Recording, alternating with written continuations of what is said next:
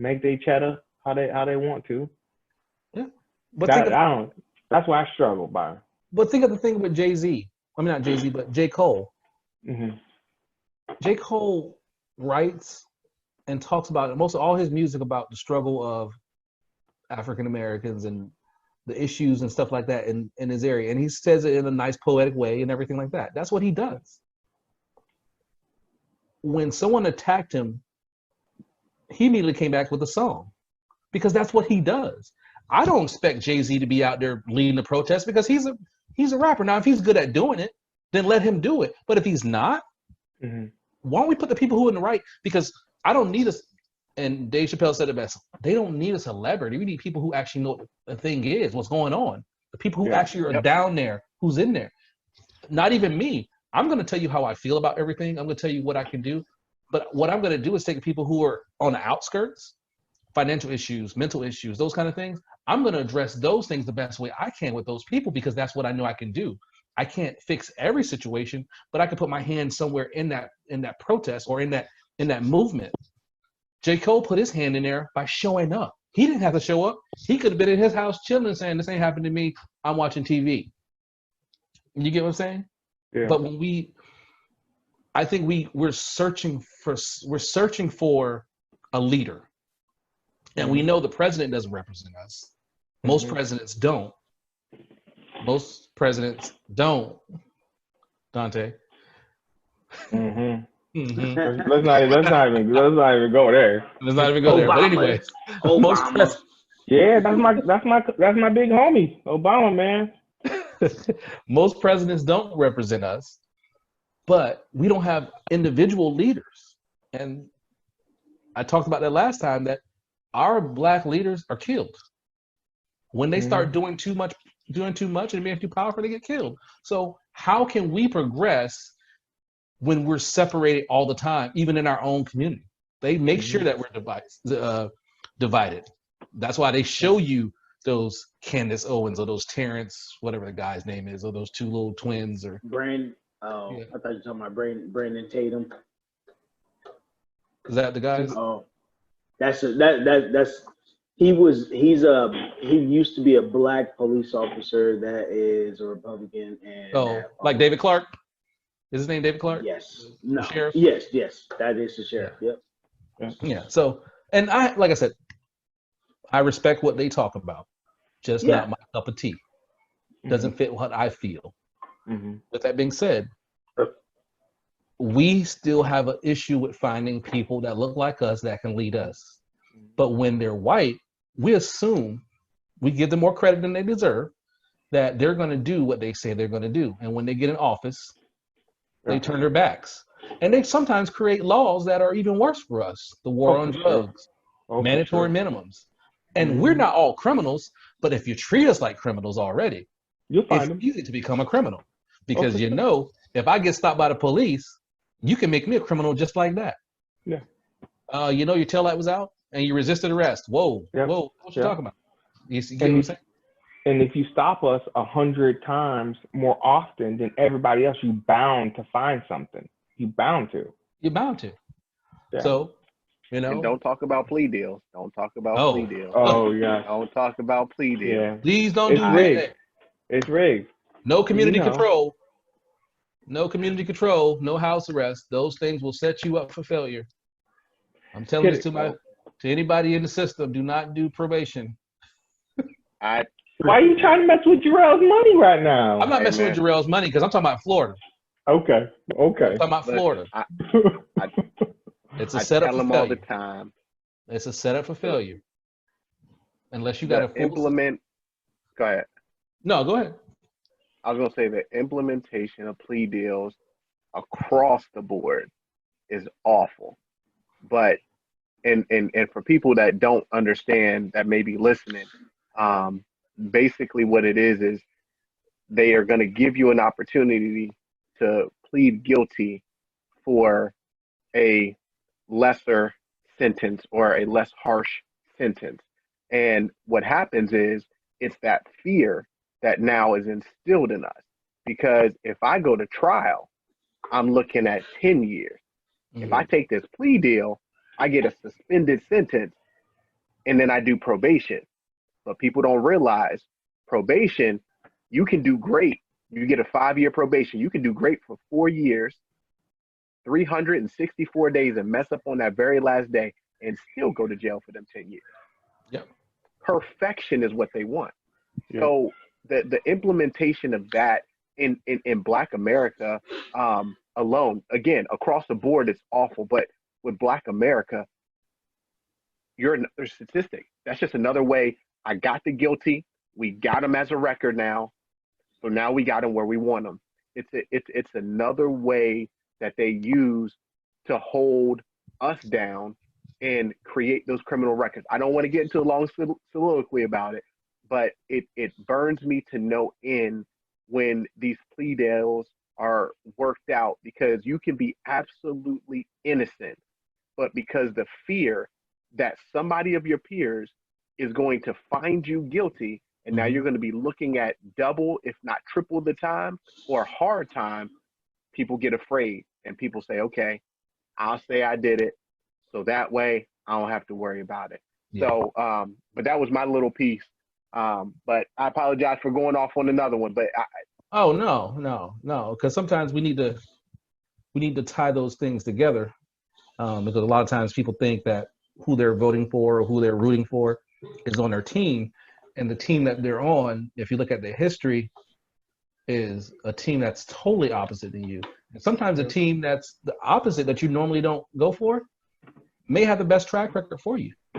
You know? Don't try to talk me into being a Republican right I'm now. not talking about Republican. You know what I'm talking about.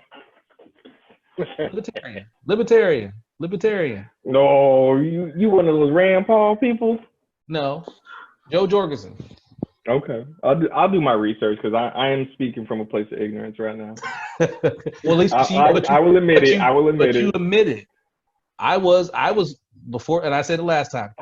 I was pro hold your vote hostage. I made a hashtag and everything for it. I was telling people all the time, hold your vote hostage. And then I realized that I need to look at the third candidate, stop looking at the two candidates. And there's more than three, but the next best. And then Kanye happened to. Kanye, what's up, baby? When you coming? Hey, when you coming to town, baby? He just filed. He for the to run. So I don't know. When he coming to when he coming to Rabonia? One, he can't get on the Florida ballot.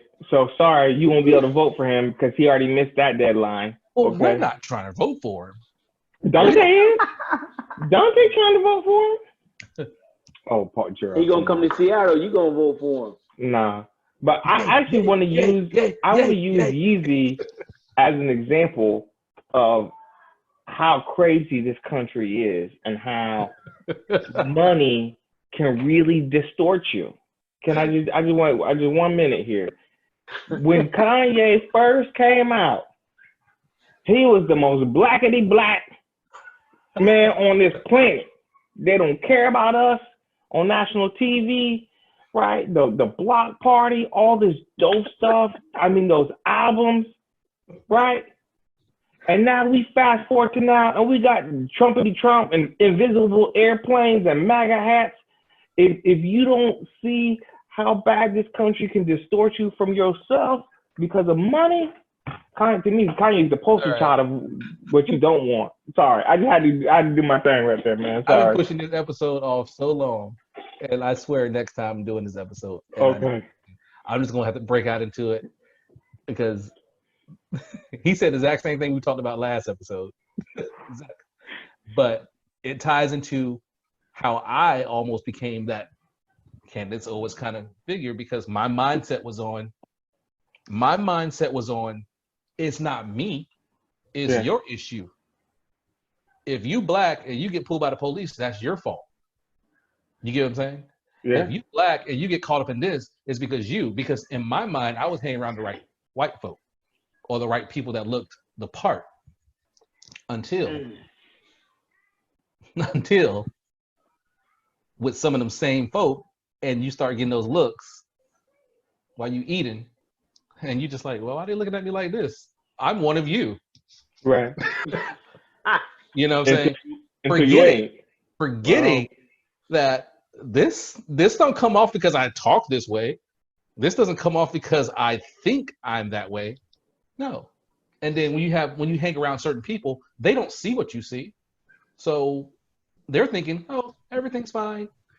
Everything's fine. And then you look over, they're just staring at you like this. Mm. And you're just like, well, what did I do? So then you realize that, wait a minute, I forgot.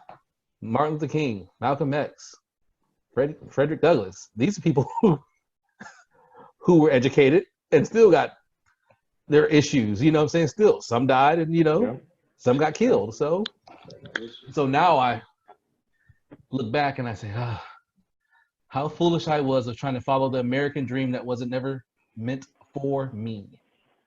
I'm still gonna take it. I don't care. They're gonna have to stop me. I want to transition to our last topic. And this one's I had a trouble with. I'm gonna speak a lot less of this topic. Because I don't even know how to place it. So a young man who's done a lot of work on TV or movies, stuff like that, had his podcast and he said certain things that rubbed some people the wrong way. And then he got fired. Like a cannon. Nick Cannon. He got fired. Like Yeah, that was good.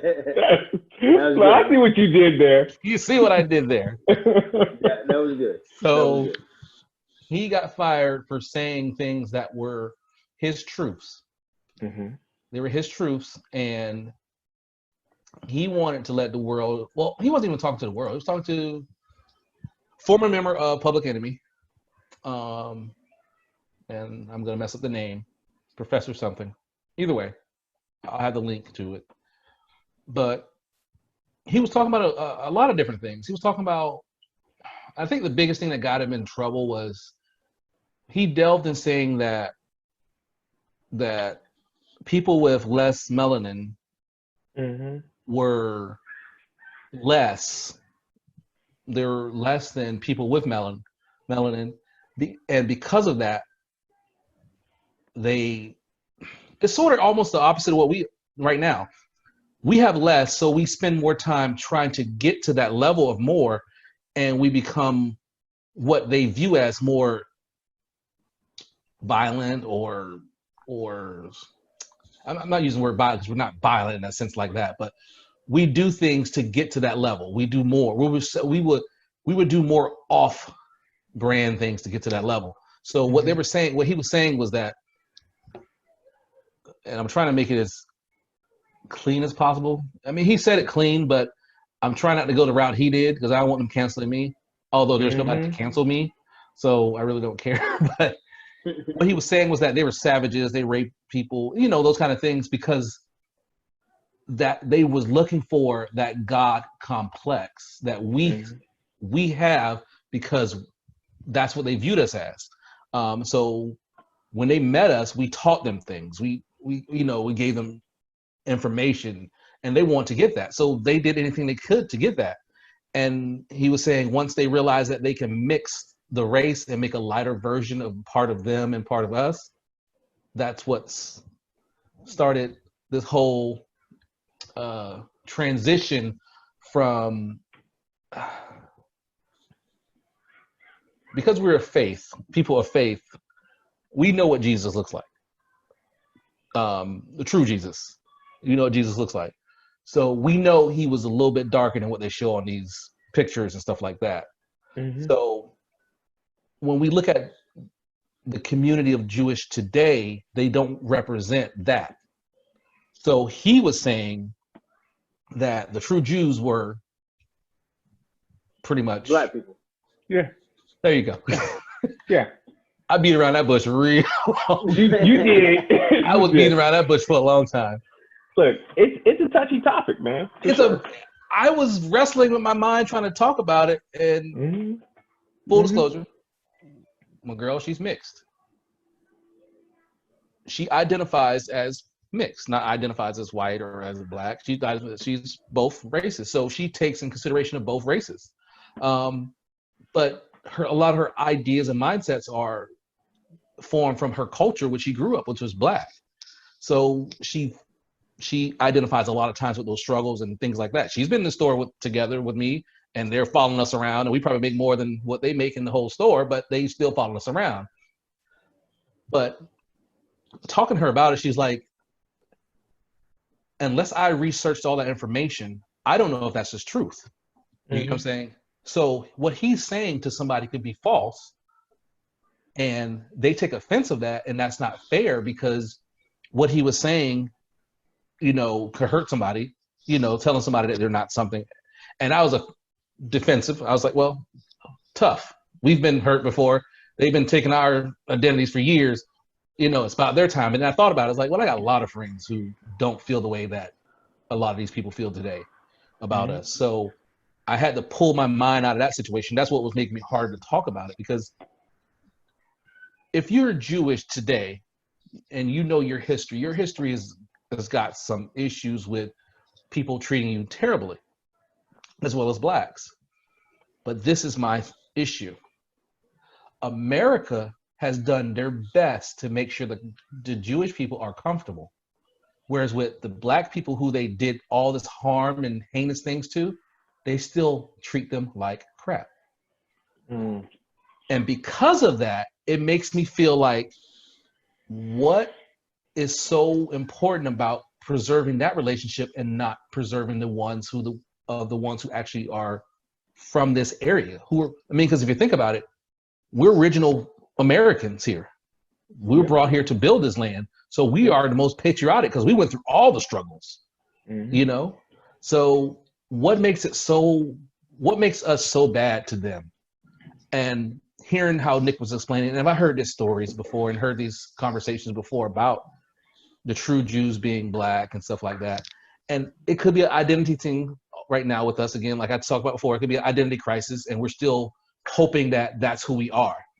You get what I'm saying? Yeah. And if that's the truth, then we continue to say these kind of things. It doesn't get us anywhere. And that's what Angela is saying. What if it is true? Does it help us move forward? Or if it's not true, is it ever going to move us forward?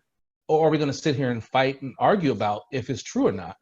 And I had the same conversation with Dante about, I think they're called, what do you call the Hebrew Israelites. Yes.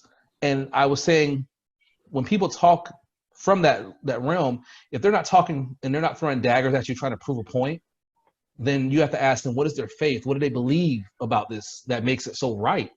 You know what I'm saying? Versus trying to prove that you're wrong. If they can't tell you that, then sometimes that's the disconnect. They're trying to prove facts over your faith and everything like that. And that's what Jesus and God is a faith thing. It's a relationship. So facts don't always correlate to something being factual. As we know, we studied history books all our lives, and they were telling us Christopher Columbus discovered America. And I'm just like, well, wait a minute, hold on, he didn't really discover America. So why? So in the same thing, people were already here. So so why would they tell us the truth now about the Jewish community? But then I ask, my question is this: what makes them so special to even have to hold that information back? Do you get what I'm saying? Yeah. So, and that's where I started like, okay, well, maybe he's up to something, because they fired him pretty quick. So I'm like, maybe he was on to something. I think he fell victim. Now, maybe because we know the standards are not the same for everybody, so I'm going to put that out there. Yeah. But I think he fell victim to what anybody in entertainment or who has a platform is going to fall victim to. We have an outrage culture. Let's not pretend to condemn it, because that's what makes the money. People getting upset and putting their eyeballs on your screen, but it can cut back. So you said something that wasn't very popular, and now you got to live with that, right? And now he's going on his little apology tour. And honestly, I look at it like, look, man, this has been happening to a lot of people right now on both sides of the spectrum. Mhm. So look, he slipped up. He made his choice to be in the entertainment business and say something so foolish like that, at least in public, express his views candidly like that. So I think, look, I'm gonna let Nick talk. I'm not gonna cancel Nick, but if NBC gonna cancel him, I mean, he knew who he was in business with, That's true. right? That's true. But I think it goes back to your point, this whole notion of, identity crisis, because it don't matter, right? Whatever that's like, when you look at the Confederate flag, to me, that's people trying to find like worth for themselves, right? That's poor white people looking at America saying, why am I doing so bad? Let me hang on to something, because guess what? This country is failing you too, right? Because there's no reason in this country that any of us should be struggling the way we're struggling, right? True. That is true. But instead, it's our fault. It's Mexicans' fault. It's somebody else's fault. And so they cling to that. They cling to that thing. And I think a little bit of what he was talking about is trying to cling to something, which has always kind of confused me, because I don't need nobody to tell me my worth, right? Like, I'm as black as I'm gonna be. I was that way when I came out. I'm gonna be that way when I go out. I value myself, and I don't care what you say. I'm not gonna Debbie doubt myself because you wanna try to hold me back. It sucks. It sucks that we gotta constantly try to prove ourselves, right? Yeah. But I don't need some story about, being the lost tribe of Israel or whatever. And look, I might die one day and wake up somewhere and they be like, look, you done missed out because you didn't know. You believed the wrong story. And, shoot, the truth is we all going to have to make our peace when that happens. Yeah. But we don't need those stories to know our value. We know our value. We have the history of our value, right? Like, and it's the craziest thing. I mean, we were literally wealth. Think about that. Wealth. Our bodies were wealth. Currency. We were currency. Right? You don't need to know anything else about your value beyond that. There's a lot that these two hands can do. And so, but we spend a lot of times, trying to find some way to justify, their hatred or their lack of empathy, which, I think that was probably one of those dangerous topics that he was getting on. Someone once said to me, they are culturally deficient. And I'm like, look, if you look at history, I think you'll find flaws in every culture for sure. What they value and what they put forward first is not what I put forward first. But I'm not gonna, I don't want to get into that dangerous territory, because when you start saying I'm better than you better than me, we get real close to what they doing right now. And I think that's where he got really tangled up, because as I heard him say it, he was like less. He said that they feel like they're less, and he was reading from what the book, I think a book he was reading said. Mm-hmm. And the problem with that is this: when you have a platform, especially when he has a bigger platform, and he works with so many different, different people, different diverse people, and everything like that, and he has bosses, and not necessarily bosses of his show, but someone who writes a check to get his show on there, and he's the boss of others. He has to take into consideration, I'm a CEO. I'm Wild 'N Out CEO. If I say something wrong, they can cancel me. And if I cancels me, I just now made everyone everyone now jobless. Yeah. And bad thing about this, if you worked with him, you may get burned too. Because now they say, well, you worked on Wild 'N Out. Yeah. Birds of a feather. I ain't hiring you. Yeah. So now you spent in their season. So say you spent 6 years with him. You have a gap of 6 years you got to erase, because they're saying, well, you worked with him. You may have the same views as him. It's unfair, because people on the other end can say whatever they want about us, or let things get said about us, and they're okay with it. But you also have to know you have to know your environment, and I think you have to be human first.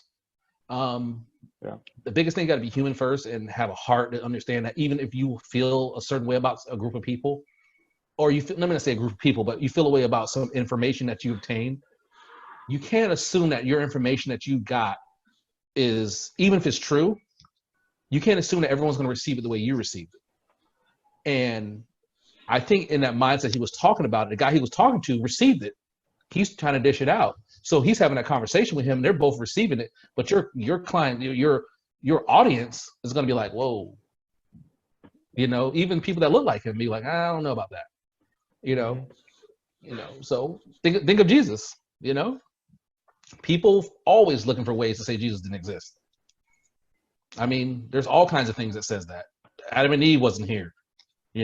All those kind of things. And if evidence came out that any of that was true, how many lives would it affect? Millions. Yeah. Maybe billions. Billions. Yeah. Because now you're thinking all the stuff I believe for all this time is wrong. Or it may never come out because the people who are in charge may already knew. You get what I'm saying? So it's like they're not going to allow it to come out. So they just erase the person who says they're going to come out or who finds evidence. Is it worth it though? At the end of the day, he told this story, and I'm not knocking him for saying it. He said what he said. He apologized. But was it worth having that conversation on air? You get what I'm saying? We choose the conversations that we have here, but I try to make sure that our topics are very much based on reality of what life is, and then get points of views of it. And my points of views I know are sometimes obscure. It depends on the day. It depends on what news media I saw earlier. But I would never ever. I always look for the human part of it. Like, why do we have to suffer that? Why is it not this? Not you are, because you're the blame. I gotta tell you that you aren't worth. You're worth less than me now. And that goes to. I think it's weird that he said it, knowing what he was up against. I thought that would have been a conversation if you're going to have it at your house, a cigar and some cognac or something like that, and it's just like a joking material, not on a word. Yeah. So. Yeah. Hey, Jarrell, you're muted. If I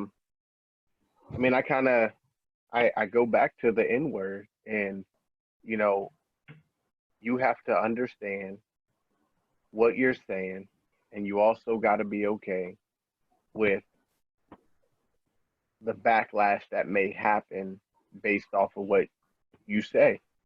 And we can debate and we can talk and question whether or not it should have happened, it should have reached that level, we should have got to that point. I mean, we can do that.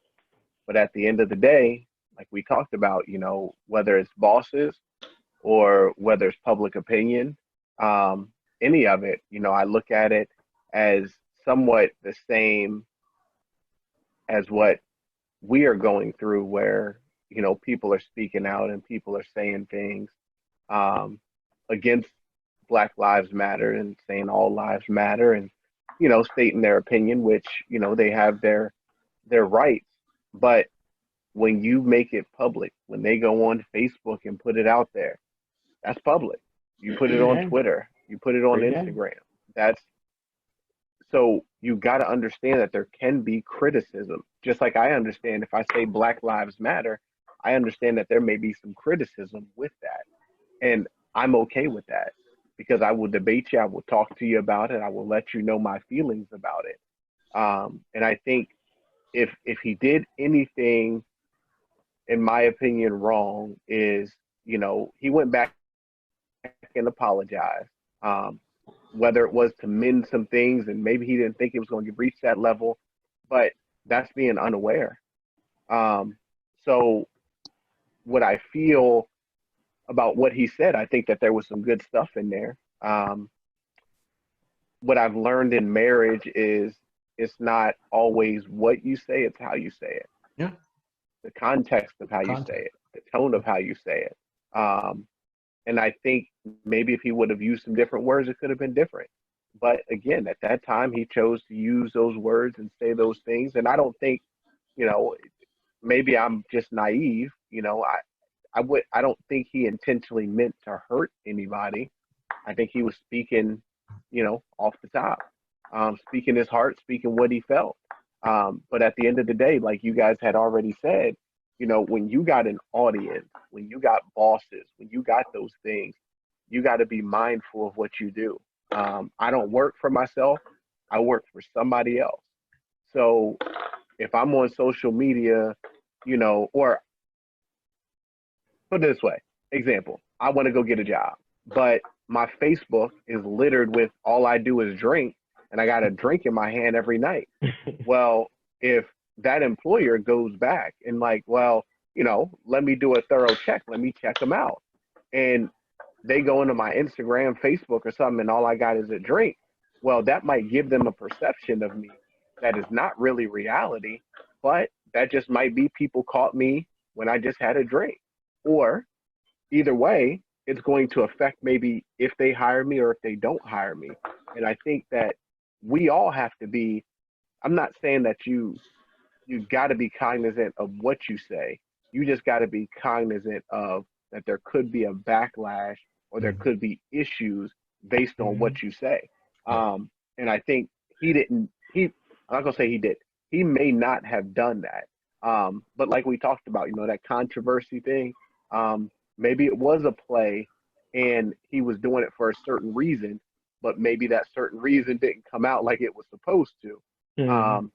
And then lastly, what I'll say is I think what frustrates me with that is I think people are going to use that to downplay Black Lives Matter. Oh, for sure. They'll use anything. Exactly. And that's where I get frustrated. Like, we got this great movement going on. We got these things that we're trying to do, these things we're trying to change. And, you know, unfortunately, those comments are going to turn people off. The same thing when we talked about rioting and looting. The protest wasn't the issue. But when things start happening, buildings start, you're going to turn a lot of people off to what the core is of what you're talking about.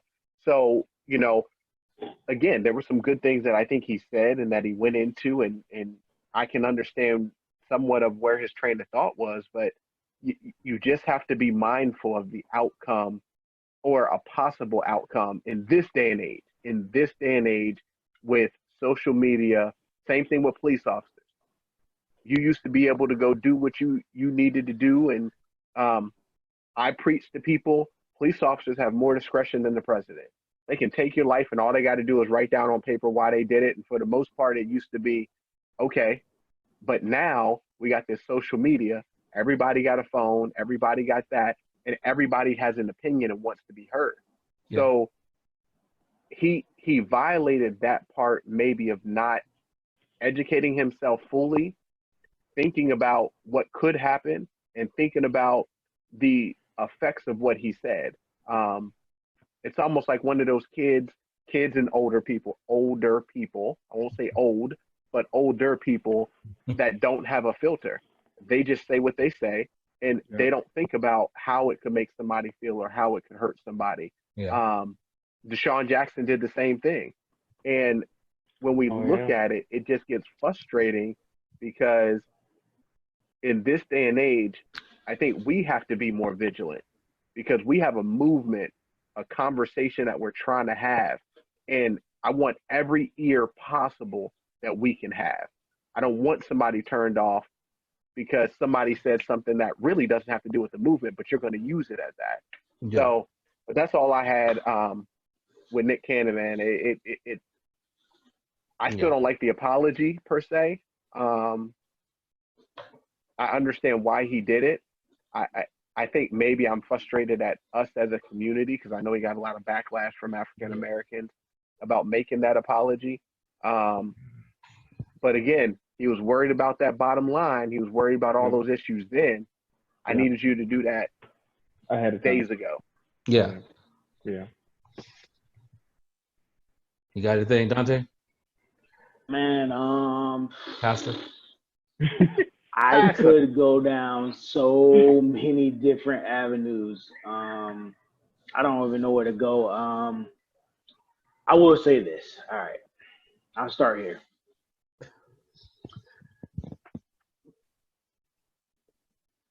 I was looking up to kind of see what his religion was, and what he kind of believed in.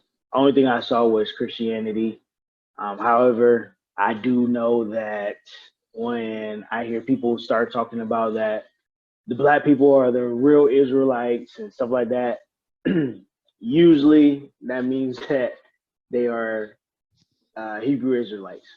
But I couldn't find that, so I'm not going to say that he participates in that. I will say that I personally did not have too much of an issue with what he said. My issue was that, because I mean, all right, the reason why I say that is because, as you all said earlier, you have so many other people that say things about black people all the time, and it'll be almost like, they didn't mean it that way. You're reading too much into it. You're being too soft, or you wearing your heart on your, yes, your heart is on your sleeve. Sensitive, yes. You know, so that's why I was like, okay, you know, if it could be looked at it like that for us, why can't it be looked at it the same way from there? So that's why I was like, I mean, I hear what he was saying. I mean, but at the same time, you know, if you're comfortable in your own skin, at the end of the day, it's like, all right, he said something that you didn't agree with, keep it pushing. Trump said a lot of stuff that I don't agree with. Yes, I voted for him. He says a lot of stuff that I don't agree with. A lot. I don't rock with him. Not enough to stop that vote, though. Yeah, that was before. That was before. He said a lot on that campaign trail, Dante. Were you listening? I'm sorry. All right, I'm done. I just heard what Hillary was saying, and I heard what she said like 20 years ago, and how she never came out and apologized for it. And I was like, I ain't trying to hear that. Don't come at me like he been saying stuff for a long time too. You right. However, you chose the lesser of two evils in your mind. Yes, I did. Okay, and I digress. I was playing Russian roulette, and I lost. Well, anyway. You don't really know if you lost or not. No, it felt like I did. Funny. I feel like I did. But yeah, so people say a lot of stuff, man, all the time that, you know, that people don't agree with, and not all the time, you know, there's this big backlash, and, you know, and so that's why I understand why people will probably say he didn't need to apologize. I remember seeing something that he wasn't going to apologize, but then he went and did that. So then it's like, all right. That's where they got it at. He said, what I said is what I felt, or something like that, and I wasn't going to apologize for it. But he ended up going and apologized. But as you remember, Kevin Hart. Yep, I bet you he wish he apologized. We did something years ago. Somebody found it. He said, you know what? I apologize for it. And apologize again. I ain't going to do it again. Yeah. Ellen wanted him to do some special treat to make sure. And he's like, that's not my fight. That's not me. I don't have to host this. Y'all can go ahead and live your life. And that's when I started. And we were talking about Kevin Hart earlier. I respect him because he took the initiative to say, look, I'm an entertainer. I'm not an activist. This is not my fight. I understand this. I said some things like many other people have said years ago because I'm a comedian. And we were on the Twitter, which is not the standard for saying that's how I feel. It's a standard for making people like or view your stuff. With that being said. But you can't forget the black tax. He apologized. Yeah. He apologized. But now he moved on. Nick Cannon is going to be the same way. Eventually, he'll apologize again. And then this may last longer because it was against the the way they base it is they're basing it on it's anti-Semitic, Right. not just going against one group of people. And this is what went back to what I was saying earlier. It seems that Jewish people are held at a different level than even regular Americans. And I don't understand that. I never understood that. Not saying that's a problem, but it's confusing to me, because if he just would have said these were just regular white folk, which he did say part of that, he was talking about white people and stuff like that, and how Farrakhan said about the white devils and stuff like that. Mm-hmm. They would have been okay with that. But once he said that blacks were like the true Jews, and he started making it seem like they weren't the original and stuff like that, I think that's where they said, no, he can't say this. This is me, you know? Mm-hmm. But ignorance, because you got to know where your checks come from. Who's signing those checks? Yeah, and I was going to say, I think the woman that is over it, she is Jewish. Yeah. So you can't. You can't. So like I said, I really didn't have an issue too much of what he said. I mean, hey, it's free. You say what you want to say, like Jarrell said. You know, if you're gonna say stuff, then you got to be ready for what comes. Yeah. Right. Just like you said, you vote for Trump, you got to be dealing with us. Yeah. Hey, that's fine. I'm good with it. But the thing that I think that bothered me the most is I was like, man, I know he's a very intelligent guy. And now that I see, now he's like, I want you guys to give me the rights to Wild 'N Out. So I'm like, whoa, you didn't negotiate this in the beginning. Yes. And so now you gonna sit here and you do this, and then they fire you, and now you talking about something. Hey, yo, by the way, as you walking out the back door, I need the rights. Not walking out the back door. Now you messed up. Getting thrown out the back door. Oh yeah. Hey, I need my rights. And you know, they're not gonna use it. They're not gonna play it. They're gonna give him that. They just gonna burn it. Give him that. They just gonna burn it. No, you ain't getting it. Go to court. You don't have enough money to take me to court for it. I'm sure that contract a long time ago when he signed it, and every year he signed it, had some clause in there that would cover them. Mm-hmm. Oh, for sure. Morality clauses. I agree. Yep. But that was the biggest thing that I probably was like, man, dang. You said that you wasn't gonna apologize, and you went out and apologized. You already did it. You know, if you felt like you didn't do nothing wrong, then what you apologizing for? Then on top of that, now you asking for them to give you this, and you did this. So that's the only thing I'm just like, dang, you messed up. He should have listened to Kanye and said, wait till I get my money right. You can't tell me nothing. Right? I mean, till I get my money right. Yeah. Because that's the only thing I can think of. At that moment, I'm like, wait a minute, you ain't got I think of masters when I think of that stuff. Like, you ain't got these rights already? You've been doing this for this long, and you just now asking? Exactly. Now. And he supposed to be a big dog. But you know what? When you don't write the check, or you don't own the business, and I'm talking about the business or the entity that you're in, you have to follow the rule. No one can come in my house and tell me to shut down this podcast. No one can come and say, you can't talk about these things on the podcast, because I don't work under anybody. Now, the only person that probably can do that is the one who I live with. And if you tell me to shut it down, then I'm going to do that. But that's a different situation. But other than that, no one's going to do that. But I still, in that same sense, would never say anything that doesn't honor what I believe, fully. You know what I'm saying? Because I'm not knocking him for what he said, because that's what he believed. I'm just personally, if I say something against another group of people, I got to have 6 or 7 books to back it up, and then a militant group with me to be able to support it, because I put myself in a position that's going to cause nothing but havoc and controversy. And that may breed success for views, but it's going to cause another havoc of people trying to pick apart my life and all the, and I'm a hypocrite. So I'm a sinner. So I don't need that. And for one, what he says, let's say it's true. Let's just today say this is true. What does it change? You already know. They don't change nothing, and it's not true. But yeah.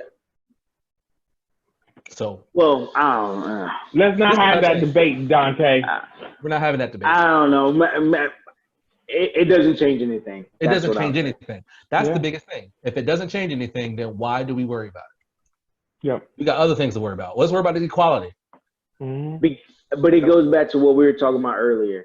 The whole identity. That's basically what it is. You know. That's what it is. Well, I guess that's going to transition us. But that's why you gotta find your identity in Christ. Pastor. All right, I'm going to bed. All right. This is how we closing it out. The end of the day, end of the night, talking about Nick Cannon getting canned. It was good talking. I want to thank everybody for viewing. I promise this time, next week, I will talk about the Candace Owens. Y'all keep shaking your head, but I have to bring it out. Okay. I'm going to listen to Eric. I ain't going near her. No, it's my story. Okay. It's how you'll see the blend, what I'm talking about. Okay. Yeah. It's been in the making, so we'll have that conversation. Candace Owens. I thank you guys again. And well, I guess we'll see everybody else next time. And remember, don't say anything that you don't want on the internet. Why didn't you say that at the top, Byron? Erase this whole thing. Erase it.